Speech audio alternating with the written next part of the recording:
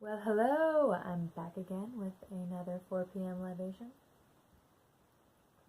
This is homemade cider that my husband made. It's delicious. Heavy on the tannin, which means like pucker, but I think it's so good. So, while I sip, I'm going to review for you Seas of Crimson Silk by Emma Hamm. She is one of my absolute favorite authors. You can't see, but my favorite shelf is the next one up. And it's A Discovery of Witches, which is my all-time favorite next to Harry Potter. And then Emma's books. Side by side. So freaking good. Most of her books are Celtic fairy tale retellings, which I feel like panders to me a little bit because that's right up my alley. So this one, I actually didn't expect to like, but I freaking loved it. It's very much high fantasy, and the only reason I'm not a big fan of high fantasy is because I think sometimes the world building can get a little bit over my head. I just don't have a lot of patience for it. But this world, although it was completely in a completely original world, it felt very familiar. So in this book, we'll just dive right in. We visit two countries. One is called Wildwin, and that felt very like Germanic, meaning like it had lush forests and landscape, and then it was like sodden with magic, which I feel like I associate not only with Ireland and Scotland, but also with places like Germany and Scandinavia because of their lore. And then of course I just think of like the Grimm fairy tales, which they're German if you didn't know. Everybody knows that. Wilhelm and Jacob, they're German. Sorry. I'm going to try not to offend anybody in this video. Back to the story. And then the other country is called Bymir, and Bymir is heavily influenced by Arabian cultures, which I don't know hardly anything about, but I found what I do know about it is I feel like very mainstream, but I feel like the things that she chose to highlight from Arabic culture, she made into such beautiful elements of the story. So we'll just dive in. It starts with a bang, and I'm talking like initiation ritual, wedding, and then bloody battle. And I'm not usually a fan of battle scenes, but it was fun. I just feel like battle scenes, like, they just happen so fast, and it's this constant back and forth, and slicing, and tearing, and ripping, and but this was fun. And it was pretty short, so if you don't like battle scenes, you get through it pretty fast. And so there's a sultan that comes from Bymir and Wildwin are enemy nations, and the sultan comes over and takes a bride, and he chooses this bride out of a separate race called the Beastkin, which I just think that's such a cool word. And the Beastkin are shapeshifters, and so their leader, their matriarch, is a dragon shifter, and it's just they're a very proud people. They're actually the warriors, so it reminded me a lot of whatever race Wonder Woman is. I don't remember. I don't remember. Good movie, but I have no idea what they're called. But just the fact that the females are the strong and the warriors, which is really cool. A piece of culture in this book that she tied with Arabic culture is so beautiful. So the Beastkin wear masks of whatever animal they shift into, like these gold ornate masks, and they don't allow anybody to see their faces except for family, and that includes their husbands. So I associated that with a burqa, which if you don't know, which I could describe the garment, but I didn't know what it was called. It's the garment where the females only allow their eyes to be shown. And in past, I thought, and it might still be true in some cases, and maybe in most cases, I don't know, that the burqa is worn, it seems more of like a dominance factor on the husband's part, of like not letting anyone else see his wife's face. But I don't think it's only married women who wear it, so please don't kill me for not knowing this. I'm ignorant. I know that I am. But in this book, it felt it's like the women take ownership of it. Like, it's a point of pride for them, and she turned it into something so intimate, like something that's so beautifully reserved for your husband and your family is like the view of your face, which I don't know, just the way that she describes it was like, wow, that just seems really special. Like, it's just a way, like a whole another layer of knowing somebody so deeply and so intimately, and how they regard that. I mean, it's very severe in the sense that they don't allow anyone to see their face that are not family or husbands. That, like, if somebody, for some reason, like, even if it's by accident, sees their face, they have to kill them. It's a bit extreme, but it's their culture. The characters, the main characters. Nadir is the Sultan of Bymir, and he is a dick. He's an arrogant, childish dick. Like, in the beginning, you're just like, even like most of the book, I'm just like, ugh, ass. Like, he's just like, I don't know. He's just got a lot of growing up to do, a lot of world to see, a lot of stuff to learn. He's very much controlled by his counselors. I should put the book down. I'm just like playing with it.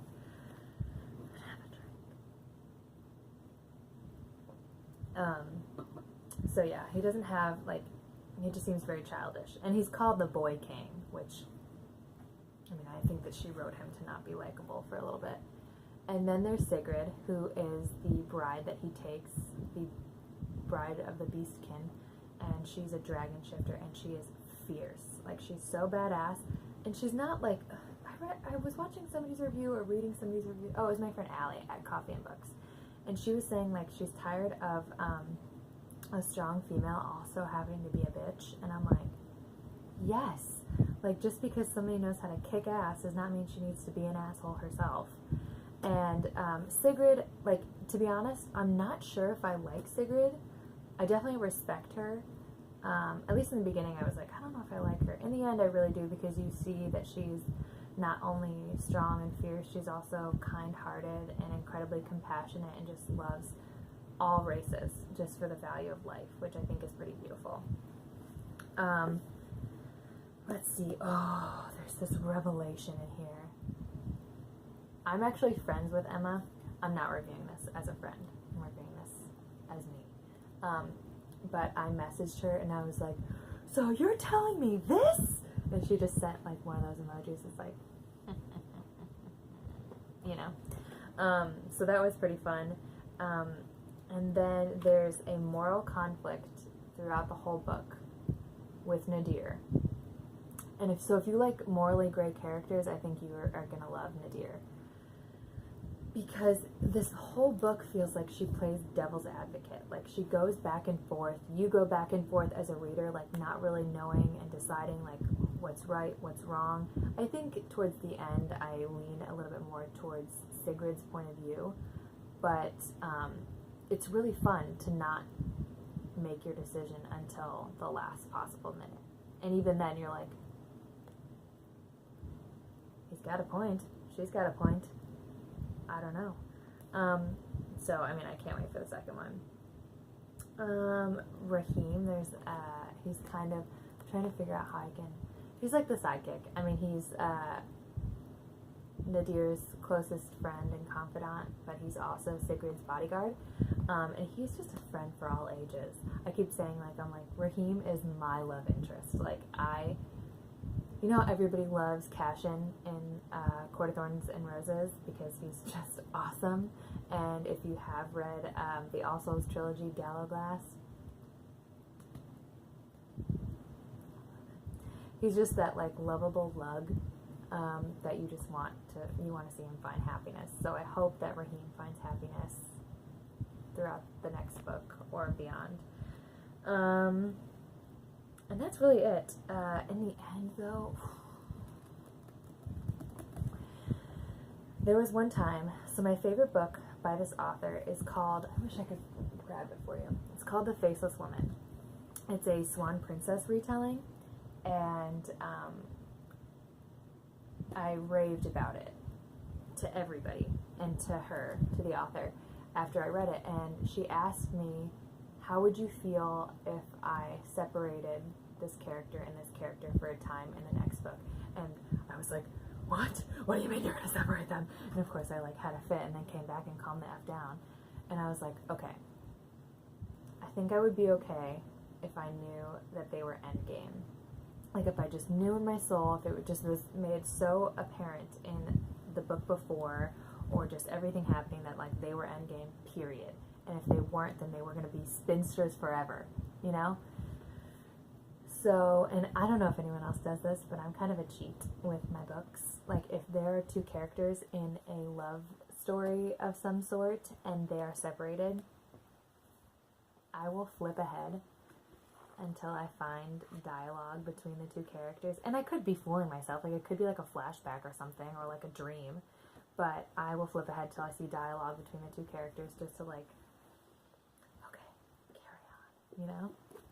That's what I do. I do it. There's my bibliophilic sin. I don't know. So she'd asked me that, and I thought about that when coming to this book, because I feel like with the ending of this book, it's like I'm looking through frosted glass, and it's like I can see the outline of the possibility of what do I want to say? Resolution? That's it.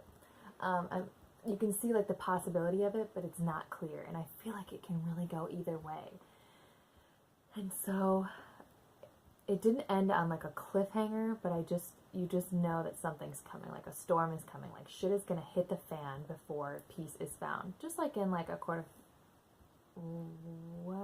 Wings and Ruin. I was about to say a court of war, but it's like Aka War. What I hate saying those acronyms, by the way. Love those books. Maybe I'll review those. I should do a reread.